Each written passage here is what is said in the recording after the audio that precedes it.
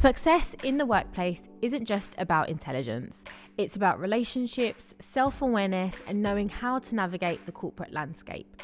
Too often, we rely solely on intellect, but the reality is that soft skills, emotional intelligence, and strategic relationship building play a huge role in career growth. Today's guest, Carice Anderson, is here to share her insights from her book, Intelligence Isn't Enough. And we unpack the essential skills professionals, especially those from underrepresented groups, need to thrive. Carice has worked with global leaders, coached rising professionals, and developed strategies that help individuals unlock their full career potential. In this episode, we'll explore how to build authentic workplace relationships, manage bias, and take control of your career trajectory. This conversation truly resonated with me, especially the part about shifting our mindset from just working hard to working smart.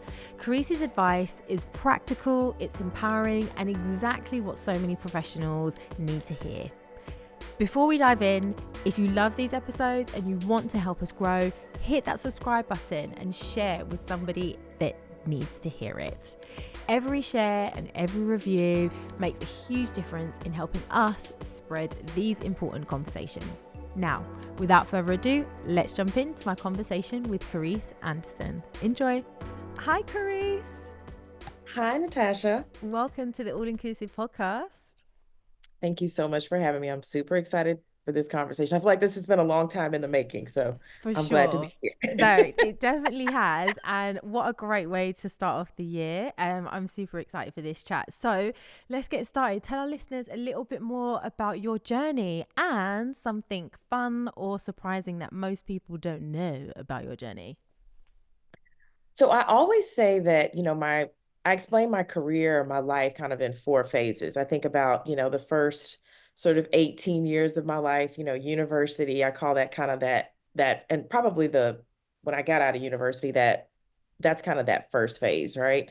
Then, I moved to Atlanta, started my career in consulting, and I say that that's kind of the second phase. The third phase, I would say, is kind of after business school. I left to go to Harvard Business School and came back actually into the consulting space. And then I moved to South Africa and I lived there for 10 years, which is a fun fact that some people may not know about me.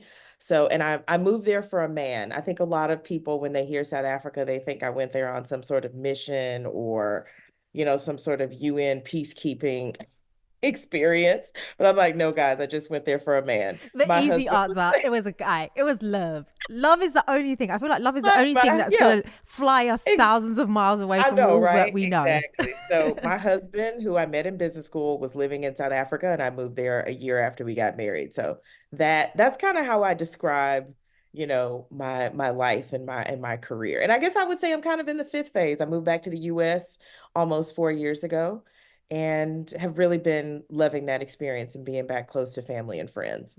Oh, lovely. That's so fascinating. And thanks so much for sharing that. I think, like I said, I feel like love is the only thing that's really going to make huge changes, will make huge changes in Absolutely. our lives for. And it's so lovely that it was the one. He was the one. So you didn't do We're still together. Yeah. We're still together.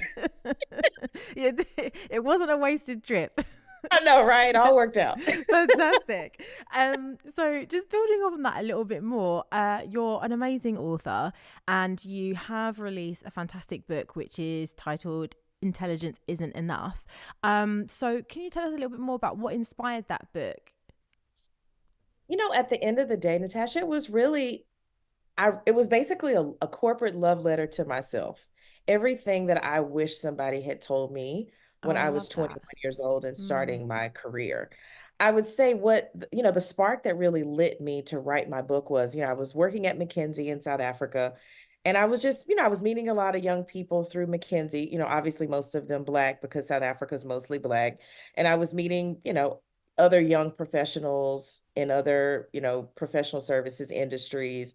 And I saw some common themes in terms of what they were struggling with and some of their mindsets. And these young people were brilliant.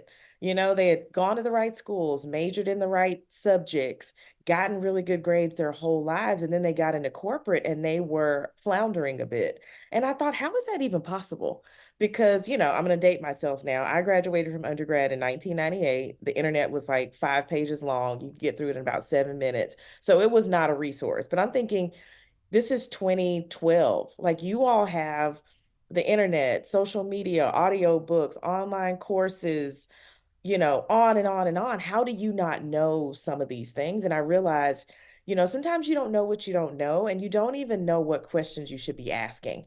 And so I thought maybe I could just put it in a book that tells people, like, these are the questions you should be asking. These are the things you should be thinking about that might be different than what a lot of people have told you to think about. And so that's really what inspired me to write the book. Is I wanted, what it ultimately is, Natasha, I didn't want people to suffer in the same way I did. I'm like, don't make the same old mistakes I made in 1998. Go make new mistakes. I can save you from the 1998 mistakes. Oh, And that's so lovely. that for me was really what I was trying to achieve with the book. No, that's so inspiring that you've turned your insights and your experience into a guide as a kind of a help book for others. It's commendable, and actually, you're experiencing, because it's not just South Africa that you have had some experience working in, right? You have worked in other continents, other places. So can you tell us how those experiences have really helped shape what's inside the book, those teachings? Well, I think the interesting thing about, my career is that, I worked at a consulting firm called Corn Ferry, and I worked out of the Johannesburg office, but I had clients who were in Europe. I had clients who were in the US. Obviously, I've worked in the US and, I lived in South Africa, so I had clients there as well.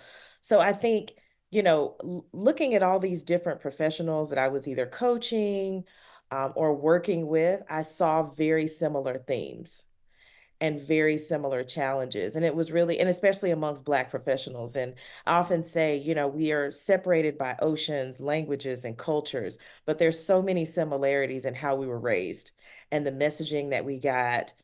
The advice that we got about being successful and having a great career. And so it just helped me see, like, okay, there's some themes here. And I think the other part I will say is that I feel like my book is universal. It's not necessary, even though I was thinking of a Black professional when I wrote it, and I, obviously am Black, and that's my lived experience. But I, I, I feel like the book is a success principle book for anybody who's like a first generation corporate employee. And that's really what I think the book taught me too, and working in multinationals that I've worked for, it also let me know these success principles are universal. And then Mm, on top of that, like interviewing those 30 people that I quote in my book, once again, just reinforce the universality of the principles that I share. Like, there's certain success principles that work everywhere, no matter who you are, what you look like, where you've grown up, where you've been educated. There's just certain things that just work. And I mm. think, having that exposure just confirmed that.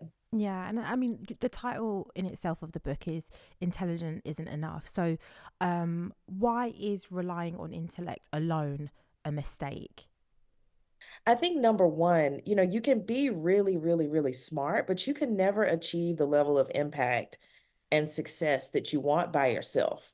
So you're gonna have to do it with other people, right? And you think about anybody who's uber successful, they will often tell you, this person mentored me, this person coached me, this person funded my business, this person I went into business together, right? So there's all these examples of you needing other people just to get more done, right? Because you only have a limited capacity.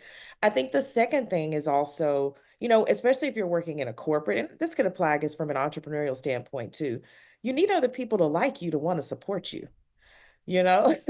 Yeah. And that's why I think a lot of times you'll see somebody who's not as bright as you and they're advancing. And you're like, I've worked with, Scott. Scott's not that bright. So how is he continuing to advance and getting these great opportunities? And it's because people like Scott. And a lot of times people would rather support somebody who might not be as bright, but that is likable, that they have a good relationship with, than someone that is super bright, but they have no connection with. Because Yeah. people are thinking about, who do I want to be working late nights with? Is it Scott or is it Sally over here who I don't even know and I have Mm. no connection with, right? So I do think there's that human element. And I think we have to always consider that. And that's why just being smart all all in it, of it in itself is not enough. It's I think that's I totally agree with that, and like that personal brand, building a personal brand is so important. Because people follow people and people buy from Absolutely. people. Um, Absolutely. so I totally agree with that. In your experience and in your journey, was there a point where that clicked for you? Because I think you've touched on it previously, just a second ago, about in terms of like there's some commonality between black women or black professionals, like how we were taught and how we were raised. And I know for me personally, I was always kind of taught like respect your elders and like get a good job and just work really hard. And that building relationships and getting people to like me, or trying to buddy up to, I guess, senior staff wasn't really something that I was taught to do. So Yeah. I'm curious as to whether you had that realization, or you must have had that realization going into the workplace, and like what was that like? I mean, I think, I worked for a public school district after I left Deloitte for the second time. And, I had somebody that I was reporting into, and we just kept bumping heads. And I tell this story in great detail in my book. And for me, I was just of the mindset of, okay, none of that matters. I'm just going to forge ahead and I'm just going to get the work done. I'm going to focus on the work. And eventually we did have this big blow up. And it just taught me that I didn't really take into account his feelings. I didn't take into account how he felt before I even got there and what had happened to him and some of the bad experiences that he had that might be impacting how he felt. And it just taught me a really important lesson that, you're never going to be as impactful and have as much impact as you want to have if your relationships are bad. You know what I mean? And you don't trust the person and the person doesn't trust you. Like it limits your impact. And that was just a huge wake up call for me that, and that it also taught me, I got to deal with conflict. I can't just keep brushing these things aside and sort of sweeping it under the rug. I have to address it. And I'm not saying you have to address every little slight, but at some point you have to address it or it's going to get in the way of the work. And that for me was where it started to click. I don't know if I fully got the lesson in that moment, but that's when it really opened my eyes for the first time. Oh, thanks so much for sharing that. That's actually quite a powerful story, I think. And it's relatable to a lot of leaders and a lot of professionals, is that you're going into work and you're not on great terms with a colleague or a Mm-hmm. co-worker that you've got to work closely with. Um, and so what would you say, or what advice would you give in order to better bridge that gap? So to better build a good relationship? I mean, I have these conversation starters I share in my book. There's 17 of them.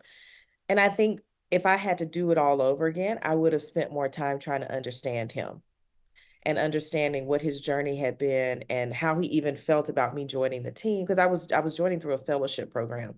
And so I think I would have just spent more time understanding who he was as a person, Mm, and maybe that would have made me couch or reframe some of my ideas because a lot of what frustrated him was, I was coming in guns blazing, like, hey, we could try this and do this. And I was coming in with all these new ideas. And I think he felt threatened as if yeah. I was trying to potentially take his job. And that was the farthest thing from my mind. I was just excited to be there.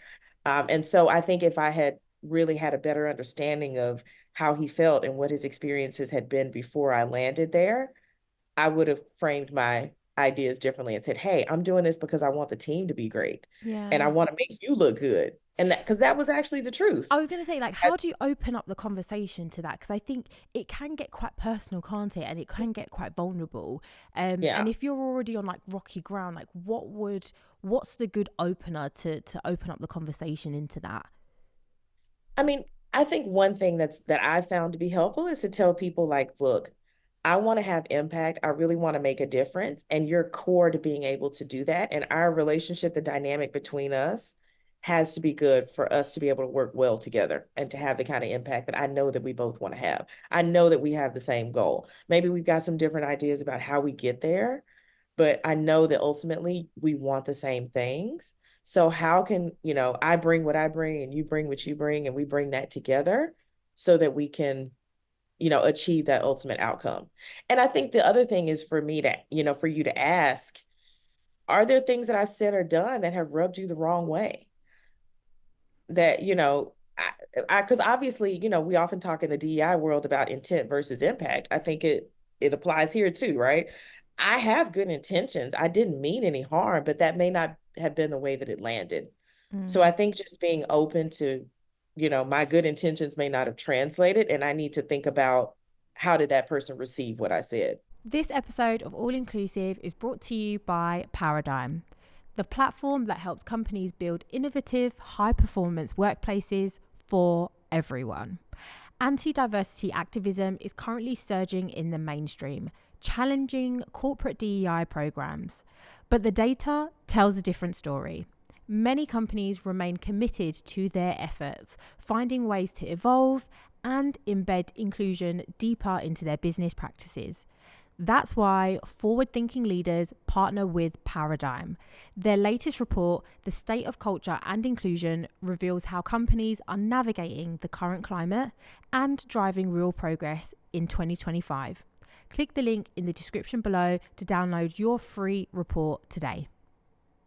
Yeah, it's just And simply asking asking the that person. question. Yeah, it's asking that Mhm. question, which Yeah, I think from the person who's going to ask it, I mean, it's not always easy, and it can feel quite hard yeah. to do. But Mhm. as you've explained it, it does seem like it is going to be the way forward in order to Absolutely. get to the goals that you both jointly Yeah, want. It's that yeah. language of like teamwork. We're all working together here. Let's do this Absolutely. together. And then I think the idea is like to walk away from those, that conversation or series of conversations and say, here's what we're both going to do differently going forward. Hopefully you're, you know, working with someone who's also willing to adjust and, and then checking in periodically to say like, hey, how are we doing? How are you feeling? How am I feeling? Because there's a person I quote in my book, and I'm going to paraphrase. His name is Shaka Booker. He says, when you're managing and leading and working with people, you're not just managing how they, the work. You're managing how they feel about the work. And that's where the EQ part really comes in. And I think that's why we have to understand how people feel, Yeah, because humans have feelings. definitely. And that does color how they approach their work. They're Mm. looking at their work through the lens of how they feel. And so that's why you've got to have that emotional intelligence. And it starts with self, right? I got to be able to recognize, understand, and manage my own emotions before I can recognize and influence yours. Yeah, I mean, That's literally, why like it that was starts my here. next thought process. Actually, was like that self-reflection. Absolutely. How does one better understand that for themselves? Mm. I think a lot of it is about getting quiet because you think about it, there's so much noise. We're constantly on our phones and taking in so much information. I do think there's so much value in just sitting with yourself and thinking about what is it that motivates me? What or who energizes or de-energizes me? What are the things that trigger me? What are the things that I see that upset me, right? So really understanding who you are as a person, I think is where that self-reflection really does start. And I think, understanding, like I said, thinking about what is my process to try to manage some of those triggers. Is it taking myself out of certain situations? Is it deep breathing? Is it pausing? Is it exercising? Is it prayer? Is it meditation? Is it journaling? Is it having some sort of gratitude practice? Like trying to figure out, what is it that I need to show up at my best?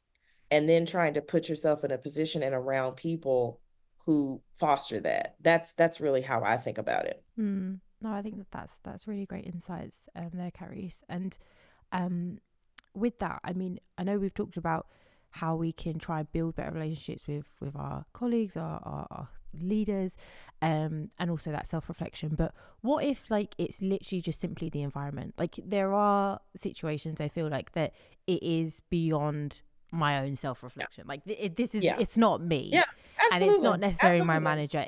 It's the environment that we're in. It's toxic. There is systemic barriers Yeah. here that are stopping me from really going for what I want, and being able to get to where I want to go.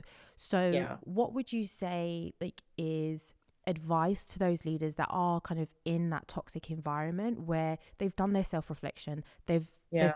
made some good relationships with a couple of Yeah. their managers, but it's still just not enough. Not working. As somebody said, I can't even remember this lady's name, but I was on a webinar with a lady and she said, honey, you do not have to stay there. That is not your daddy's company. So Oh, ooh. Say it again for the people in the back. Like you're not a tree. You're not rooted there. Like start to get that exit strategy together. Start updating your resume. Mm, Start letting your network know, like, hey, I'm open to conversation. Start applying for roles. I do think that, and look, I'm going to be practical because we have bills and school fees and bonds and mortgages that we have to pay. I'm not saying you have to quit a place immediately, but I think sometimes when you start taking those steps to free yourself and exit an organization, it does give you a little bit more peace. You feel empowered. You don't feel like you're just a sitting duck and a victim. And I feel like when you take those first few steps, you get a little bit of momentum. You reach out to some people and they say, hey, I've got somebody else I think you should talk to, or what about this opportunity? So I think it just makes you feel a little bit better while you're waiting for your next opportunity to come along. But yeah, definitely. I think some environments are just what they are. And they're not gonna change while you're there. And so, maybe it's a matter of switching teams or departments. And once you've exhausted all the possibilities and you feel like it's still not working, you should definitely go for sure. Because it's just I often say like a company and a person, it's like two people going on a date. Sometimes it's two good people, but there's no chemistry. And it yeah. doesn't mean the other person's a bad person. It's just you're just not a fit for me. Somebody else might love it and love you, but I just don't. And so I need to exit stage left because this just isn't a good fit. Yeah, no, I totally agree with that. And I think tying it kind of back to when we're talking about workplace culture and inclusion and belonging, it's so important that leaders and organizations understand that 9 times out of 10 people don't leave because of like they didn't get a particular benefit or they weren't Mhm. able to get the holiday they want. Like it's literally going to be the culture. It's how when I come into this office, how do I feel? Do I feel valued? Absolutely. Am I Absolutely. respected? um Yeah. can I see myself excelling here? And if Mhm. they're hit time and time again with barrier upon barrier upon barrier, friction, resistance, like they're Yeah. going to use their feet. And Absolutely. definitely. And you totally should, Yeah. right? Because companies are looking out for themselves, so you have to look out for yourself. And once, it starts impacting your mental health, or your physical health, your sleep, like all of these things, like it's probably time to go. And like you said, you've tried to make the adjustments. You've looked at yourself and tried to make some changes, but if it's just not working, it's just not working. And there's no shame in that. Yeah, totally. I mean, so I want to kind of pivot a little bit more and like dive a little bit deeper because there's a number of lessons that are you've got in your book, which is fantastic. And I know we've talked previously, you are now bringing out a course which Yes. really allows and opens the door a little bit more to some of those lessons. So can you tell us a little bit more about that? Sure. My sincerest desire for this book was for people to live my book. I'm appreciative when people buy it. Thank you for those of you that have bought it. I love it when people read it, but I really want people to live it. To find like 2 to 3 concepts in the book and say, this applies to my situation, and I'm going to really try to action some of these steps that Carice talks about in the book. And the course is going to allow me to do that, to really walk that journey with people, to help them figure out what are those 2 to 3, action items that could make the greatest step change in your career. And then how do you think about actioning those and who's going to hold you accountable?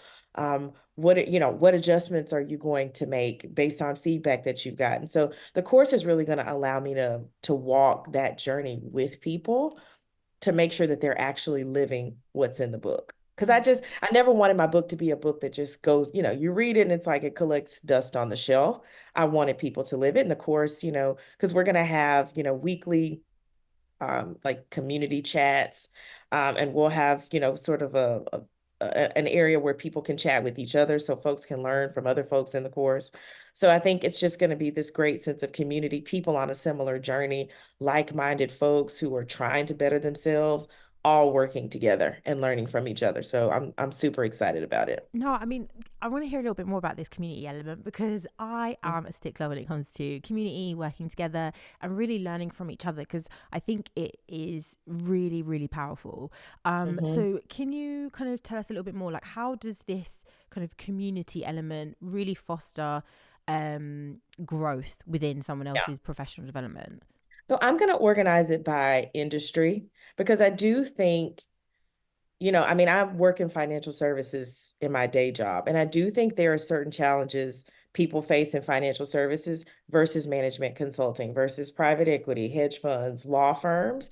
So organizing it by industry, and allowing people to communicate with people that are in that industry and sharing those tips and tricks that I think help them be more successful and kind of get more traction in those spaces. So that is the way that it's going to be organized. So people can obviously communicate across industries. I won't restrict people from talking to people in other industries, or sectors or functions, but I think that's the way that it's going to be organized so that people can really make sure that they're connecting with people who are giving them practical tips and who really understand kind of the nitty gritty, and the details of their particular industry. Yeah, I mean it's that camaraderie, right? Like you want to be able to Yeah. know that there's certain nuances in every Hmm. industry that others don't necessarily understand, or language or terminology. Absolutely. The challenges Hmm. in some industries aren't necessarily as present in others. So I think it makes Absolutely. total sense to do that. And even when it comes to kind of the work that I do and speaking with leaders in diversity, equity, and inclusion, there are, whilst everyone is on the same path in terms of trying to achieve the same goals, but I do see there are some differences depending on the industry that Absolutely. that leader is working in. The lay of the land basically it looks a Mhm. little bit different. So you're gonna Absolutely. have to pivot and do things a little differently. Yeah. So I totally understand that, and I think it's great that you're able to, and you've realized this and you're able to offer this in the course that you have. So what is one key takeaway that you want your those that are signing up to this course to be able to take away, or are able to take away from this? I will say it's three things. I think the first one is really, owning your mindset. I talk, the first, the framework for my book is know yourself, know others, know your environment, bring all of that together to build a personal brand and communication style that allows you to have maximum impact. So the knowing yourself part, that's really about understanding up here, right? And here.